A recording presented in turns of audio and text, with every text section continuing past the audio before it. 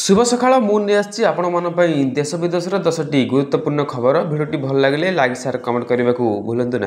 निज निज राज्य में पाकिस्तान को चिन्हट कर और पठाई दियो मुख्यमंत्री को कहले अमित शाह। पहलगाम आतंकवादी आक्रमण पर केंद्र गृहमंत्री अमित शाह देशर समस्त मुख्यमंत्री सह कथा होइछन्ति बोली सूत्रु आधार कर एने रिपोर्ट रही। शाह मुख्यमंत्री को सेमानक राज्य में थिबा समस्त पाकिस्तानी नागरिक को चिन्हट करने को सेमानक पड़ोशी देश को शीघ्र पठाइवाई पदक्षेप ने कहुई जमापड़ी। सूचना था कि भारत भिजा थिबा पाकिस्तानी मानू भारत छाड़ापी 48 घंटा समय देता।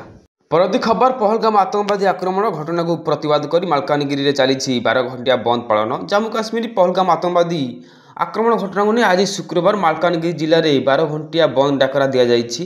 गत एप्रिल 22 तारिख में आतंकवादी भियाई बर्बर हत्याकांड प्रतिवाद कर विभिन्न संगठन यह बंद डाकरा करछन्ति। घटना संपुक्त समस्त तुरंत गिरफ करा जम्मू काश्मीर शांति प्रतिष्ठा करा बोली एठारे दाबी होईछि। उल्लेखयोग्य पहलगाम हमलार 26 जन जीवन जाइथिला। परवर्ती खबर ओडिशा रे अछन्ति 12 जन पाकिस्तानी भारत छाड़िबा को हेला नोटिस। दीर्घकालीन भिजा बल भारत रे विभिन्न राज्य रे पाकिस्तानी नागरिक माने रहुथिबा बेले एही क्रम रे ओडिशा रे 12 जन पाकिस्तानी रहुथिबा जणा पड़िछि। तेबे एमानकु भारत एवं छाड़ी जिबा को नोटिस देवा प्रक्रिया आरंभ होईछि। केंद्र गृह मंत्रालय निर्देश क्रमे राज्य सरकार गृह विभाग पक्ष यह प्रक्रिया आरंभ होईछि। पहलगाम आतंकी हमला पर भारत सरकार एक्शन मोड आसीथिबा बेले पाकिस्तान को भारत छाड़िबा को कहा जाईछि। परवर्ती खबर जम्मू काश्मीर सुरक्षाकर्मी को गुली टळिला लश्कर ए तोलिबा कमांडर अल्ताफ लाली।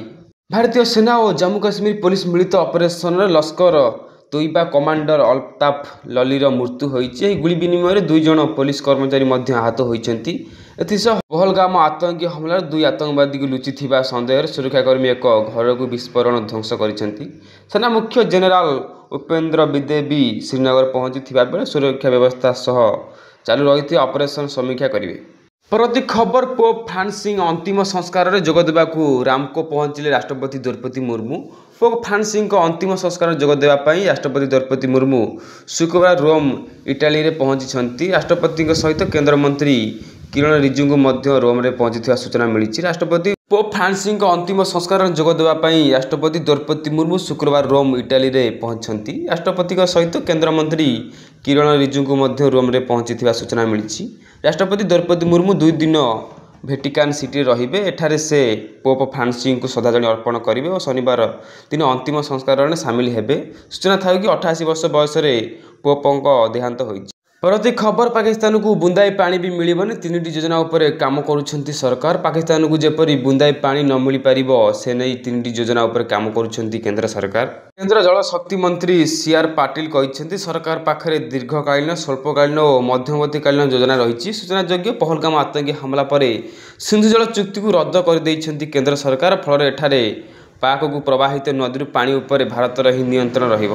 परवर्ती खबर कालबैशाखी प्रभाव में बलांगीर रे ऑटो उपर पड़ा गछ चलीगला 2 निरीह जीवन। बलांगीर जिला पैंतरा ब्लॉक 8 गाँ रास्त कांसा बाहाल छक निकट में शुक्रवार कालबैशाखी प्रभाव में ऑटो उपर गछ पड़ार 2 जनकर मृत्यु घटी। खबर पाई पैंतरा पुलिस और अग्निशम कर्मचारी घटनास्थल में पहुंची मृतदेह जबत व्यवच्छेद भीमभोई मेडिकल पठाई। ऑटोरे चालक और जड़े यात्री आसुथिबा बेले हठात एक गछ उक्त ऑटो उपर पड़ा। मृत जात्री जनक तंडामुंडा गाँवर नदी नंद बोली जमापड़ी। खबर पाकिस्तान विरोध में सब प्रकार कार्यानुष्ठान पर केन्द्र मिला विरोधी समर्थन। पहलगाम आतंकवादी आक्रमण पर केंद्र सरकार पक्षर डक सर्वदलीय बैठक में गुरुवार लोकसभा विरोधी दल नेता तथा कांग्रेस नेता राहुल गांधी जोग देते। बैठक पर से कहते पहलगाम आक्रमण को समस्ते निंदा कर विरोधी दल सरकार को सब प्रकार कार्यानुष्ठान नापी संपूर्ण समर्थन देती। सूचना था कि यह आतंकवादी आक्रमण 26 जन मृत्यु होता बेले अनेक आहत होती। परवर्ती खबर राजधानी भुवनेश्वर 2 रेल स्टेशन 2टी मृतदेह उद्धार। राजधानी भुवनेश्वर 2टी रेल स्टेशन 2 जन मृतदेह उद्धार करा जायछि। भुवनेश्वर बाणीविहार स्टेशन निकट जड़े युवक लिंगराज स्टेशन जड़े महिला मृतदेह उद्धार करिछि जीआरपी। मृत महिला जनक खोर्धा जिलार अंतर्गत मंगला जोड़ीर गौरी जेना होता बेले युवक परिचय एपर्यंत मिल पारि नाही। एकाथरके 2टी रेल स्टेशन 2टी मृतदेह मिलवा नहीं सहर में चांचल्यकर घटना खेली जाइछि। परवर्ती खबर पहलगाम आतंकवादी आक्रमण में सामिल मूसा को 2023 मसीह खोजुछि जम्मू काश्मीर पुलिस। दि प्रिंट अनुसार जम्मू काश्मीर पहलगाम होइथिबा आतंकवादी आक्रमण में संपुक्त हासिम मूसा ओरफ मुसलमान को 2023 मसीह जम्मू और काश्मीर पुलिस खोजुछि। ଚାରିଟି ଅନ୍ୟ ଆତଙ୍କବାଦୀ ଆକ୍ରମଣ ଘଟଣାରେ ତାର ଭୂମିକାକୁ ନେଇ ପୁଲିସ ତାକୁ ଖୋଜୁଥିଲା। ଏହି ଆତଙ୍କବାଦୀ ଆକ୍ରମଣଗୁଡ଼ିକ କୁଲଗାମ, ରାଜୌରୀ ଓ ପଞ୍ଜୁରେ ହୋଇଥିବା ରିପୋର୍ଟ ଅନୁଯାୟୀ ମୁସା ଜଣେ ତାଲିମପ୍ରାପ୍ତ ଆତଙ୍କବାଦୀ ଓ ସେ ଗ୍ରୁପ୍ କମାଣ୍ଡର ଅଛି।